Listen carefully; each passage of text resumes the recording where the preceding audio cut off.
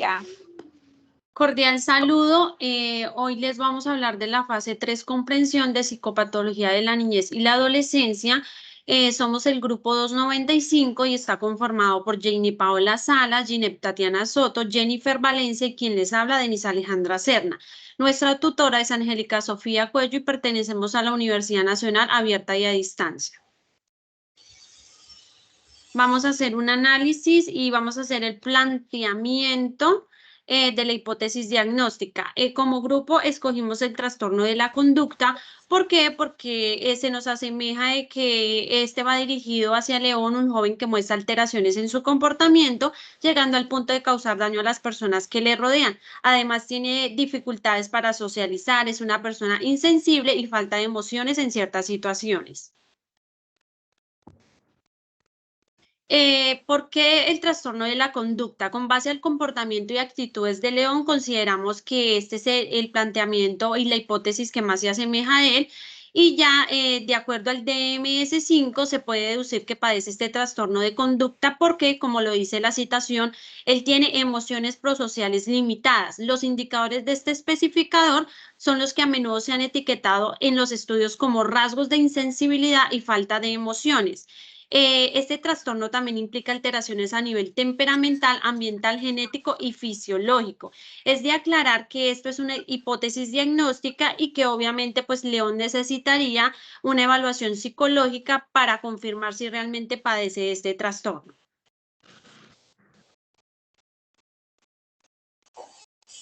Como grupo también consideramos que es pertinente de que el trastorno de León se trabaje desde el enfoque cognitivo-conductual que se enfoca en el estudio de los procesos mentales que influyen en el comportamiento humano. ¿Por qué? Porque León tiene conductas disruptivas que no le permiten a él entablar con las personas de su entorno. Datos epidemiológicos identificados a nivel mundial y país del trastorno. La prevalencia del año se estima de un 2 a más de 10%, con una media del 4%, esto dependiendo entre países que difieren en cuanto a su etnia y raza. Pocos niños con trastorno de conducta deteriorante reciben tratamiento. En España se estima que el trastorno de conducta afecta alrededor del 2% de los niños. En Estados Unidos este trastorno se diagnostica alrededor del 4% de los niños, en donde los niños varones tienen una probabilidad de sufrir este trastorno mayor que las niñas en un 2,6 veces. En Australia, la OMS estima que el trastorno de conducta afecta alrededor del 1,2% de la población adulta y 2,3% en la población infantil. Todos estos datos pueden variar ampliamente entre países y regiones debido a diferencias culturales, económicas, sociales y en los sistemas de salud. Algunos estudios han encontrado que el trastorno de conducta es más común en países de ingresos bajos y de ingresos medios. Criterios diagnósticos ejemplificados en la película. En estos criterios de diagnósticos encontramos los siguientes: agresión a personas, cuando mataban a personas o sostenían peleas. Segundo, engaño o robo, engañaba a las personas, a su hermana, para obtener a cambio cosas. Tercero, falta de sensibilidad, cometía actos no normales y no se sentía culpable, no sentía remordimiento por asesinar. Cuarto, presentaba agresividad con su hermana y otras personas. Quinto, usaba armas para provocar daños a terceros. Sexto, ha ejercido crueldad física a otras personas. Séptimo, ha pasado por alto las normas sociales. Y por último, el octavo, provoca malestar clínicamente significativo en áreas laborales y académicas.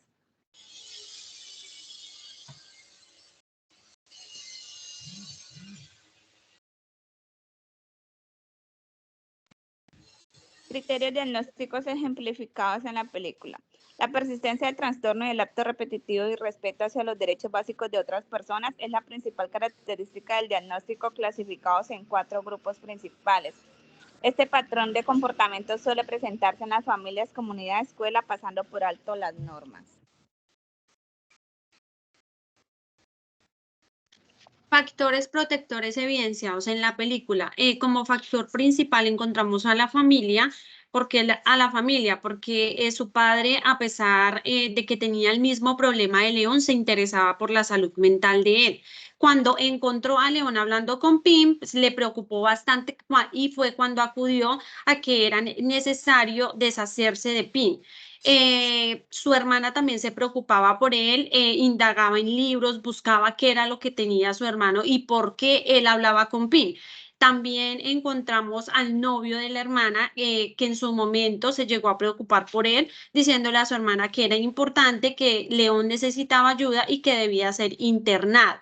También encontramos a su tía, que después del fallecimiento de sus padres se interesó por ayudarlos y reemplazar como esa figura, esa figura de la familia paternal que tenían, y acudió a ellos para brindarle la ayuda que necesitaban, pero pues cuando León se sintió como intimidado en que no podía seguir hablando con Pin de tal manera, entonces fue cuando la mató.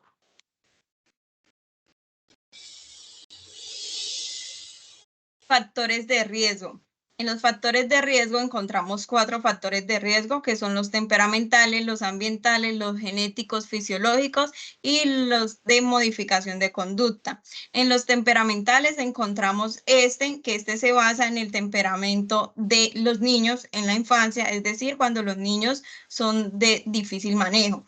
En los ambientales los observamos durante la película, que en un primer encuentro, que es en la infancia, donde León pues observa a la enfermera cometiendo actos sexuales con Pin, y esto le crea a él como un tipo de trauma, por así decirlo, o de alteración de su realidad, pues porque es algo que él nunca había visto, y aparte de eso, pues ve como el manejo que hacen con Pin, que él sostiene como cierto vínculo emocional con él. En los factores de riesgo genéticos fisiológicos se evidencia entre la película cuando el papá hablaba también con Pin, la hermana y la mamá lo escuchaban, pero pues nunca se definió esto si era en base a un trastorno o en base a otra cosa. En los fisiológicos se evidencian limitación en los latidos del corazón, reducción a las respuestas del miedo, diferencias funcionales en las estructuras del cerebro, que son las conexiones límbico-frontotemporales, donde interviene la amígdala, y también el córtex prefrontal. En las modificaciones de conducta se presenta en los criterios infantiles, depende también la persistencia cuando hay consumo de sustancias y un diagnóstico en la infancia. Los factores, la responsabilidad y compromiso ético del psicólogo durante el diagnóstico son brindar una información necesaria al proceso, hacer la función de la entrevista correspondiente al sujeto y a su edad. El compromiso ético del psicólogo se basa en la privacidad, la protección de documentos, confidencialidad y cuidado en la información que recibe y en la información que transmite escrita durante el informe. Toda la información debe también estar escrita en el informe, todo lo que use, test, entrevista, debe estar ahí plasmado. Y otro compromiso ético y responsabilidad que tiene el psicólogo es velar por su buen aspecto, tanto físico como de conducta, porque pues cualquier acto o cualquier situación en la que él se vea involucrado no solamente lo va a afectar a él como profesional, sino a todas las personas del campo de la psicología. Esas son las referencias bibliográficas que usamos para el apoyo de estas diapositivas. Muchísimas gracias. Muchas gracias. Muchas gracias. Hasta luego.